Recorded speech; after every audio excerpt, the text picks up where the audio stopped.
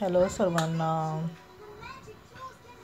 बघा, एका व्यक्तीबद्दल मी फार कृतज्ञ आहे. म्हणजे मी त्याचे उपकारच मानते की त्यांनी माझ्याबरोबर अजून नातं ठेवलेलं आहे. म्हणजे नातं कसं ठेवतात, ते मला कधी दुश्मन मानत नाहीत, ते मला कधी वाईट बोलत नाहीत. ती व्यक्ती कधी माझ्याशी भांडण करत नाही. पूर्वी होत होती भांडणं, पण आता नाही.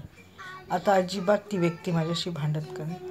तर मी नेहमी म्हणते की देवा, त्याच्याकडून चुकलं त्याला माफ कर आणि सर्व गोष्टी त्याचं भलं कर, त्याचं कल्याण कर, त्याला आरोग्य दे, त्याला त्याच्या संसारात सुख लाभू दे, त्याच्या सर्व इच्छा पूर्ण होऊ दे.